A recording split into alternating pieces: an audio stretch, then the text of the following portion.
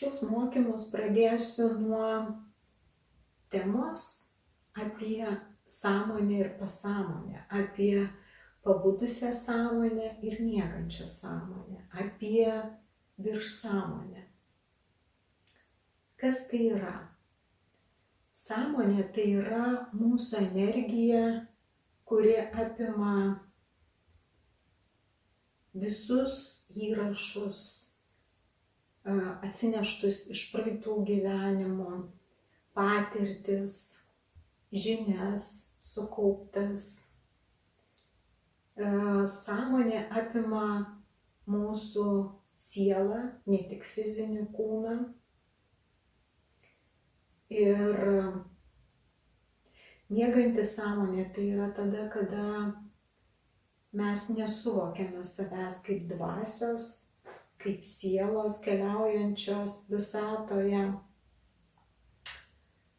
Tuomet mes suvokiame tik tai save kaip fizinį kūną, kuris gimė, gyvena ir numirs. Ir daugiau niekada jo nebebus.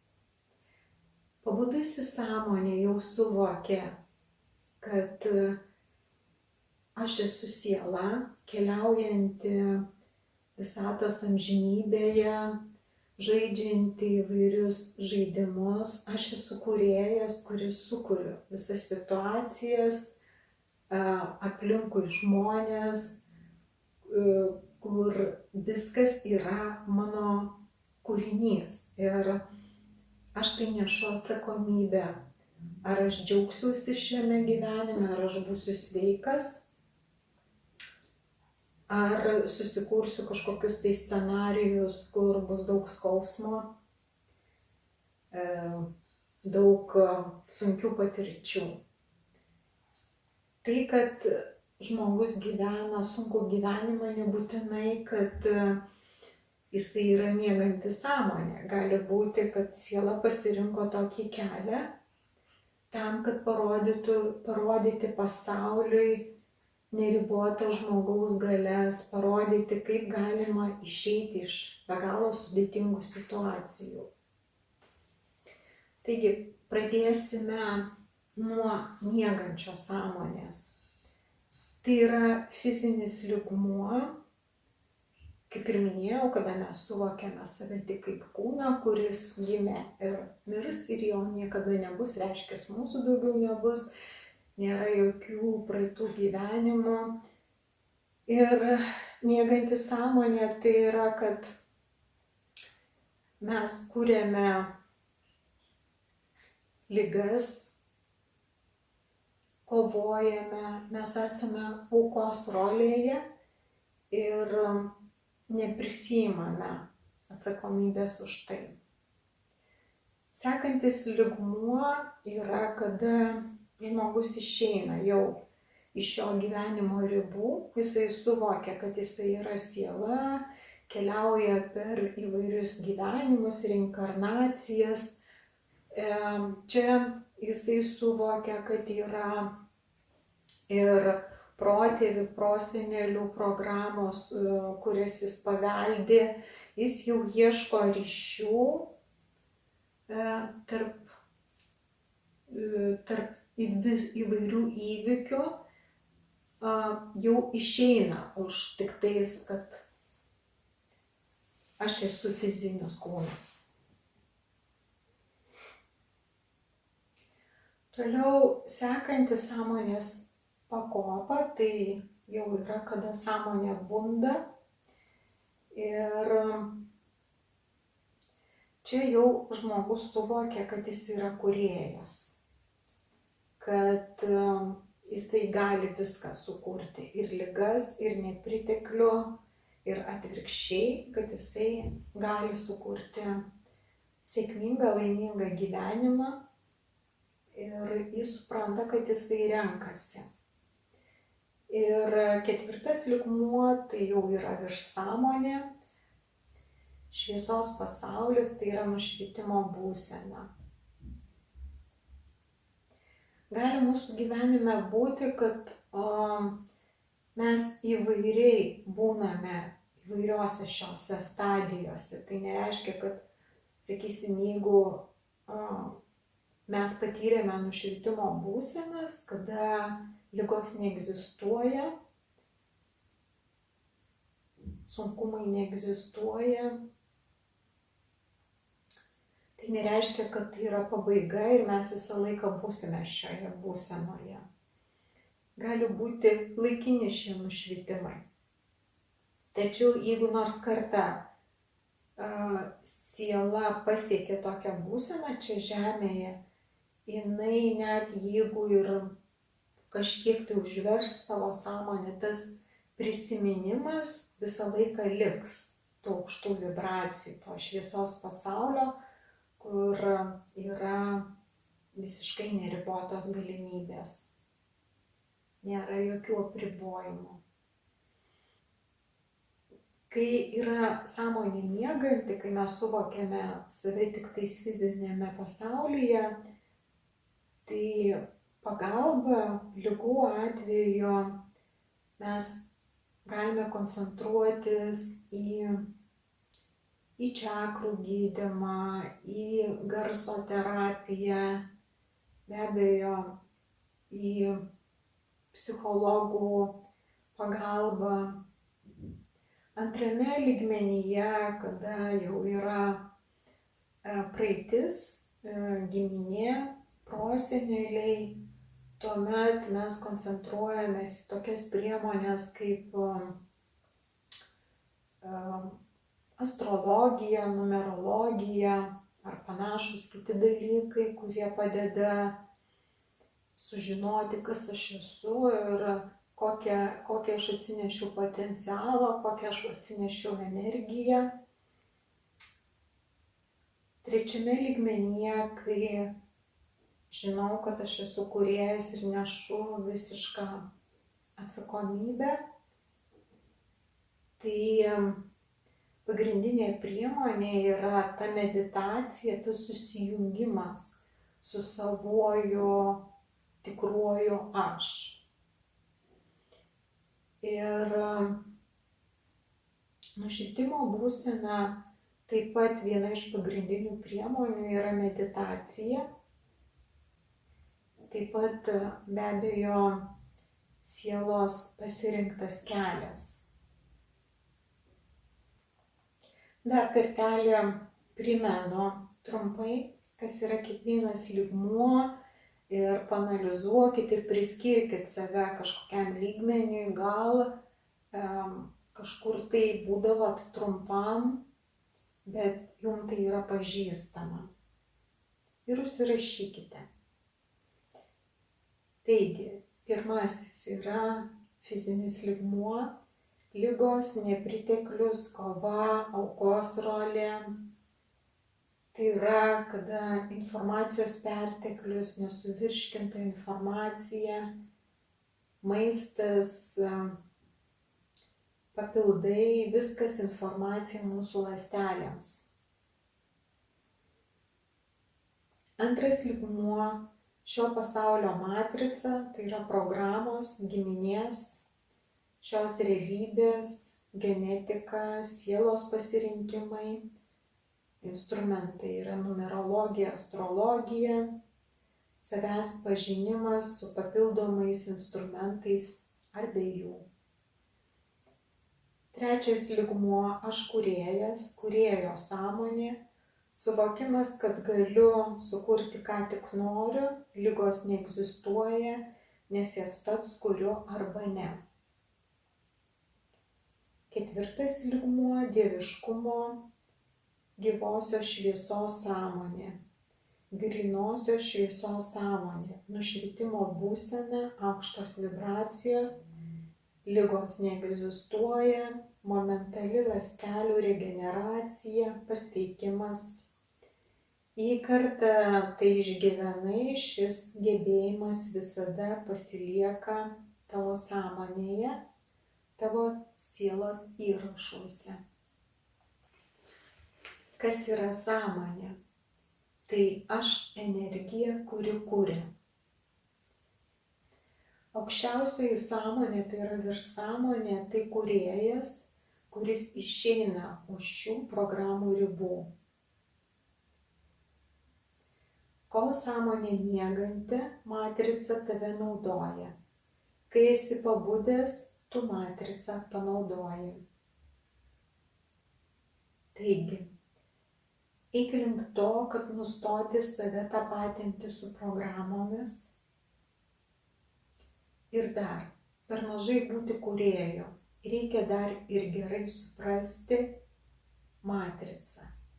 Jei nemoku bendrauti su programa, tai vis atsiduriu apribojimuose.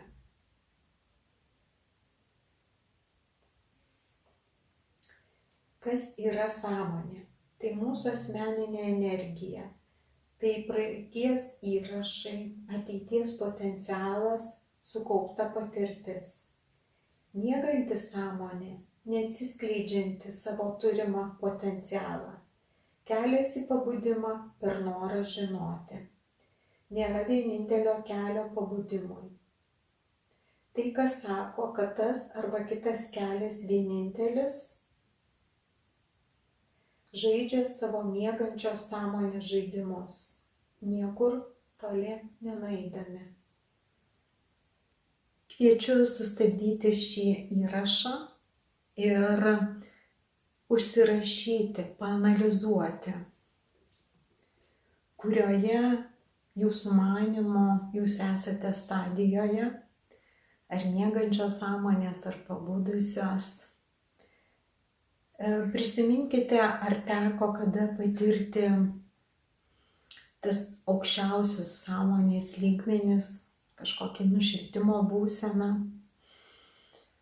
Galbūt aprašykite bent trumpam, įsileiskite tą energiją, prisiminkite, kaip jūs jautėtės. Skirkite laiko savianalizei. Dabar pereisime prie turbūt svarbiausio klausimo, dėl kurio jūs ir įsigijote šios mokymus, tai yra liga. Kodėl mes sergame? Pirmiausia, tai ligos atsiranda dėl šio pasaulio dėsnių nežinojimo. Ir mūsų kelias čia žemėje yra kaip tų aklų žmonių, kurie viską yra pamiršę, nieko neprisimena, užrištom akim, tamsoje. Jie turi prisiminti, turi atrasti tai, ką visada turėjo, kokias žinias, kurias atsinešė iš aukštesnių sąmonės lygmenų. Nežinau, kaip iš tikrųjų yra, bet mano manymu, mes čia į žemę ateiname, tarsi susikūrėme žaidimo aikštelėje, tarsi ten, kur mes esame, iš kur mes atėję, ten esame daug pasiekę ir lyginant su sąlygomis žemėje, ten yra viskas labai gerai. Ir galbūt tai jau tampa nuobodu ir mes kažkokių ieškome žaidimų kambarių, kad susikurti savo kažkokį tai įdomias kažkokias tai žaidimo taisyklės. Ir kadangi mes čia esame visiškai praradę atmintį, nei žinome, nei iš kur atėjome, nei kas mes esame, siela yra susikūrusi tokį budinimo, žadinimo mechanizmą. Tai būtent ligas ar kažkokias didelės problemas, sukrėtimus. Kad mes atkreiptumėm dėmesį ir ieškotumėm atsakymą ir klaustumėm, kodėl su manim taip vyksta, ką aš galiu daryti kitaip, kad išeiti iš tos situacijos. Taigi, šiame pasaulyje yra tam tikri dėsniai, kaip veikia ta energija, kada mes sergame ir kada mes sveikstame, net atrodo iš sudėtingiausių ligų, kur daktarai sako, kad jau praktiškai nėra jokių vilčių pasveikti. Turbūt vienas iš tokių pagrindinių dėsnių tai yra, kad jeigu tu kažko nori, tikiesi iš žmonių, tu pirmiausia pats tuo dalinkis. Jeigu tu nori, lauki žmonių dėmesio, supratimo, palaikymo, pirmiausiai nelaukdamas, kol tai gausi, tu pats tuo dalinkis. Žmonėm palaikymą, dėmesį, švelnumą, dalinkis žiniomis. Jei tu nori gauti materialų palaikymą, dalinkis pirmiausia pats. Nelauk, kol tiesiog man davė, tai dabar duosiu ir aš. Prie to pačio labai tiktų ir tai, kad kai kyla įvairios situacijos santykiuose su žmonėmis, pirmiausia visada, kai nežinai kaip pasielgti, statyk save į to kito žmogaus vietą. Ir tu visada rasi patį geriausią atsakymą, patį geriausią bendravimą. Apsisukus ratu mes pritraukiam tą energiją, kurią paskleidžiam į šį pasaulį.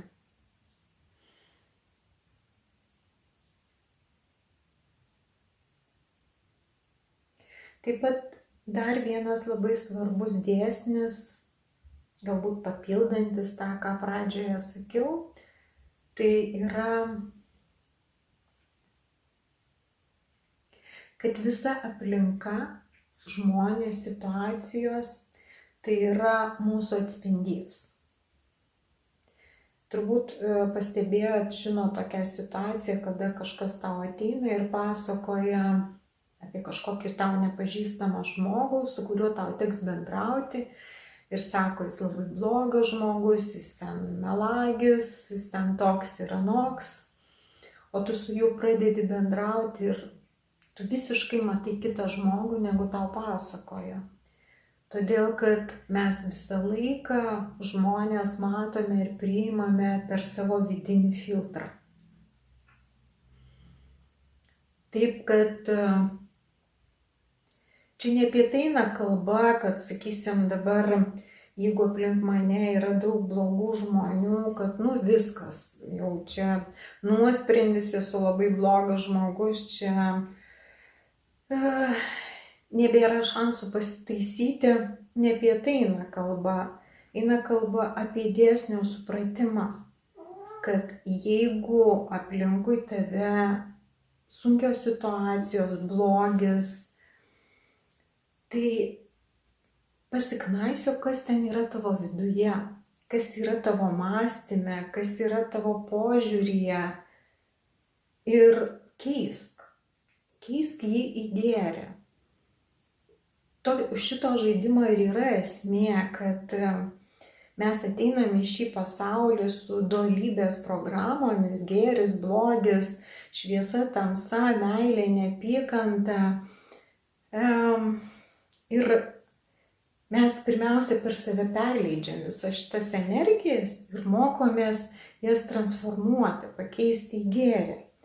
Tai viso šio žaidimo ir yra esmė ir tikrai nereikėtų save visiškai nurašyti, nes turbūt šiame pasaulyje visi praeina kažkokias tai situacijas. Ir dar vienas dėsnis, kurį mes turėtumėm žinoti, kad jeigu aš meluoju sau,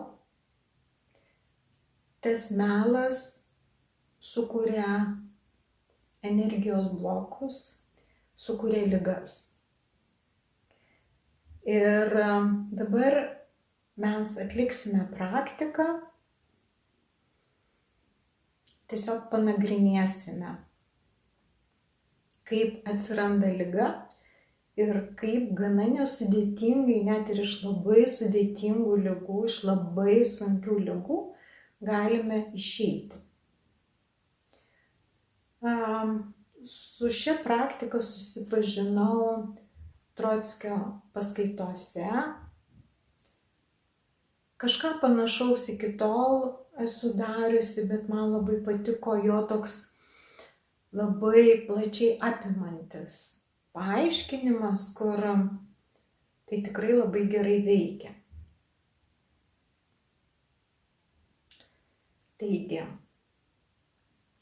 jeigu turite kažkokią lėtinę ligą, kuri jūs jau seniai kamuoja ir nebepadeda nei vaistai, nei medikai, nei paramedikai, nei parapsichologai, niekas nebepadeda, tai tiesiog siela pati sukūrė šią situaciją, kad pažadinti. Kažkur yra ta energija užstrigusi. Tai yra, kad buvo kažkokia situacija, kada mes nepriėmėm viduje kylančių neigiamų jausmų ir mes jų neišsakėme, neištransliavome į aplinką, o užsidėjome kaukę, tarsi aš nieko nematau, aš nieko negirdžiu, viskas čia yra gerai, aš esu geras, ir transliavome į aplinką visai priešingas emocijas, priešingus jausmus. Tačiau ta situacija sukūrė tą užstrigusią energiją ir iš metų į metus ta energija virto liga. Koks yra kelias iš to išeiti? Pasimkite užsirašyti.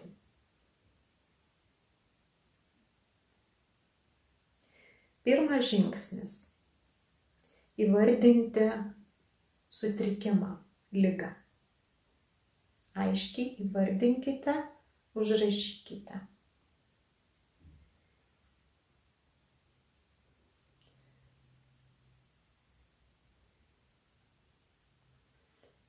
Kiekvieną žingsnį atlikite praktiką šitą ir kai jums reikės užsirašyti, paanalizuoti, prisiminti, jūs sustabdykite šį video ir toliau tęskite. Taigi, antras žingsnis. Tiksliai prisiminkite, kada šita liga prasidėjo. Kokia buvo situacija, po kurios atsirado šita liga ir ji tęsiasi. Gali tai būti prieš metus. Gali būti prieš 30 metų. Paanalizuokite, prisiminkite, užsirašykite, kada prasidėjo ta liga ir kokia tai buvo situacija. Trečias žingsnis.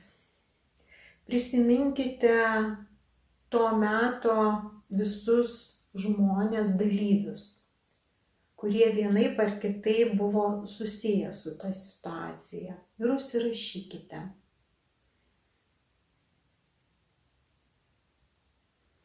Ketvirtas žingsnis. Prisiminkite,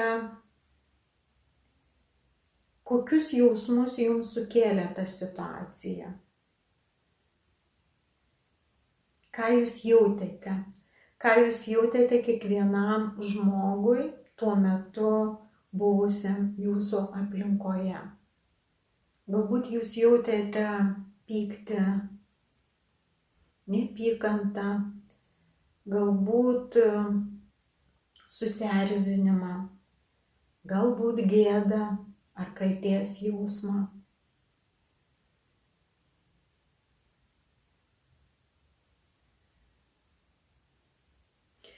Ir paskutinis žingsnis tai atleidimo ir padėkos laiškas kiekvienam iš tų žmonių. Aišku, jūs turbūt kiekvienas paklaustumėt, jeigu tas žmogus taip labai neteisingai su manimi elgėsi, mane įskaudino, kodėl aš dabar turiu prašyti atleisti, kur lyg tai jisai buvo kaltas dėl tos situacijos. Arba jų labiau dėkoti, už ką dėkoti. Tai prašymas atleisti tai yra tai, kad mes esame atsakingi už tą situaciją, mes ją sukūrėme. Ir mes prašome atleisti to žmogaus, kad jį įvėlėme į tą situaciją. Tai yra prisiėmimas atsakomybės. Ir padėka tai yra už tai, kad tas žmogus dalyvavo kaip mokytojas, kaip pagalbininkas jums pažinti save, eiti tobulėjimo keliu, eiti į šviesą. Galima daug atrasti tame gėrio. Sakysim, jeigu tai žmona ar vyras, kad jums padėjo pažinti tą, kaip sukurti šeimą, kaip sukurti bendrų vaikų, kaip juos auklėti. Daug gali būti situacijų, kai jūs pradėsite rašyti, jums tikrai kils daug gerų minčių. Ir jeigu pavyks labai nuoširdžiai tam žmogui padėkoti, nuoširdžiai paprašyti, atleisti, energija transformuosis. Nes dėkingumas tai yra meilės energija. Aišku, yra daug stipriau, kai jūs galite tam žmogui paskambinti ir visą tai išsakyti. Tai yra pati stipriausia praktika, bet ne visada yra galimybė. Kartais tie žmonės jau yra nežinia kur, ar yra mirę žmonės, arba, sakysim, situacija, tarkim, buvęs vyras, kada tu jam paskambinsi, išsakysi, jis gali netaip suprasti, gal tu nori grįžti, tęsti gyvenimą. Yra įvairių situacijų, bet jeigu tik įmanoma, tai yra daug stipriau, jeigu mes gyvai pasikalbam su tuo žmogum, išdrįstam tai padaryti. Taip pat gana stipri praktika yra visą tai užrašyti, išrašyti, kažkurį laiką vis perskaityti, nereikia tų dalykų deginti, tegul jie būna, nes atsiprašymas ir dėkingumas, dar kartą sakau, kad tai yra meilės energija ir visai nereikia to deginti.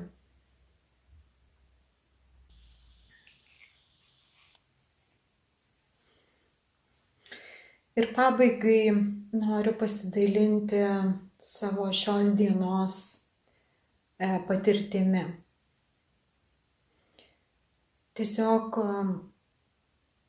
labai dažnai žmonėm kartoju, kad mes esame kūrėjai, mes kūrėme situacijas savo mintimis, savo žodžiais, savo vidiniu supratimu ir taip mes tobulėjame, nes tos patirtis tai yra to pasaulio grįžtamasis ryšys. Ir jeigu mes nesame miegantis, jeigu esame pabudę, mes pradedame gilintis, analizuoti, kažką keisti, arba jeigu nežinom, ką keisti, mes tiesiog šaukiame į visatą, atsakykite, padėkite, aš noriu žinoti, ir tie atsakymai ateina. Tai šios dienos patirtis tokia. Einu iš miško labai siauru pramintų pusnynuose takeliu ir pamatau priešais ateinantį vyriškį ir suvokiu, kad arba jis turės lipti į pusnį, kad praeitų, arba aš. Ir aš taip iš anksto morališkai nusiteikiu. Aš nežinau, kaip tas vyras sureaguos ir aš nusiteikiu, kad jeigu jisai eis kaip ėjęs, aš tiesiog ramiai lipsiu į tą pusnį ir praleisiu jį. Kai priartėju prie jo, jisai įlipa į pusnį, sustoja, nusišypso, mane praleidžia. Aš jį taip pat apdovanoju plačia šypsena, padėkoju ir mes abudu prasilenkiam, viens kitą apdovanoja labai gerais jausmais, gerom emocijom.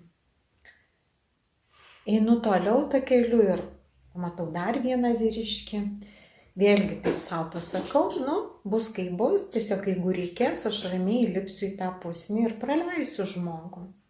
Ir tas žmogus manęs nepraleidžia, jis nunarinęs galvą eina kaip ėjas, vos spėju pasitraukti. Einu ir taip šiek tiek ir juokas ima ir galvoju.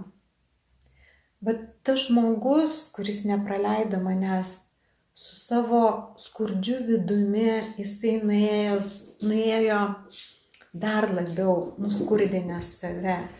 Jisai nei savęs, nei kito žmogaus neapdovanojo tom gerom emocijom. Jisai labai daug neteko.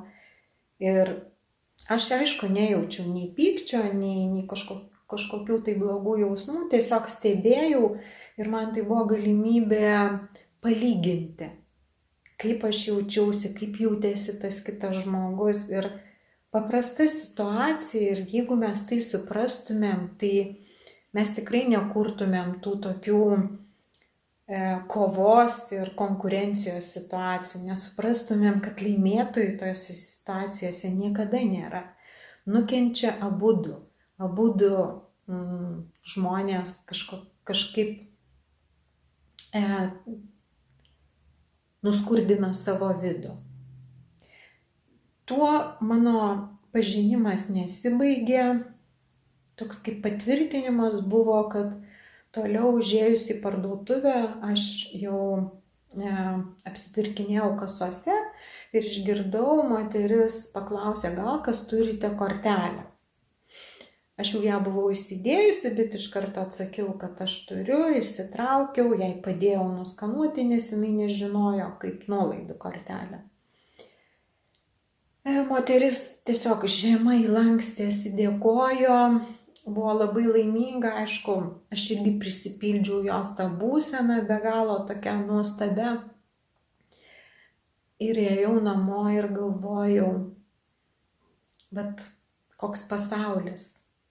Mes labai dažnai, ir man taip aišku būna, kad kartais, aš čia skubu, čia dabar jau susidėjau, tai čia dabar trauk, čia gal kažkas kitas paduos, tokioj panašioj situacijoje. Arba kitą kartą, labai skubu, tu neįsigilini, ko ten žmogus prašo, ko jam reikia. Visokių tų situacijų būna, bet kada jau tampi sąmoningu, tu suvoki, kad viską, ką tu dovanoji šitam pasauliui, viskas tau grįžta su kaupu. Ir jei tu nori sukurti gyvenimą be ligų, sėkmingą, pritekliuje, tu pirmiausia visą laiką būk sąžiningu su savimi, būk tikru. Jeigu tau nepatinka kažkoks elgesys, tu ir pasakyk tai. Tau nebūtina įtikti visiems ir būti geru. Taip pat nėra gerai, kada mes bėgam nuo situacijos ir tarsi užsimerkiam. Aš nematau, reiškia, problemos nėra. Užsimerkiam, kai mes nenorim matyti savo neigiamų jausmų, kažkokio susierzinimo, pykčio. Tokiu atveju regėjimas mūsų kenkia ir regėjimas mūsų silpsta, nes mes nenorime matyti. Mes nenorime matyti, kas ten mūsų viduje konkuliuoja. Nepaleidžiame į išorę. Dėkoju už buvimą kartu. Esu labai laiminga ir žinau, kad kiekvienas žmogus, esantis čia, šioje paskaitoje, yra mano pačios dalis. Ir tikiuosi, kad tokiu būdu, besidalindama žiniom, gerais dalykais, kurių semiuosi iš įvairių paskaitų, po to perleidžiu per save, analizuoju, kažkokias praktikas darau, žiūriu, kaip veikia ir tada noriu dalintis. Ir manau, kad besidalindama, tai pirmiausia praturtinu save, nes visas aplinkinis pasaulis tai yra mano atspindys. Kuo aš pasauliui atiduosiu daugiau gėrio, kuo aš daugiau dalinsiuosi, kuo aš labiau išplėsiu savo širdį, tuo tas pasaulis taps taip pat tokiu.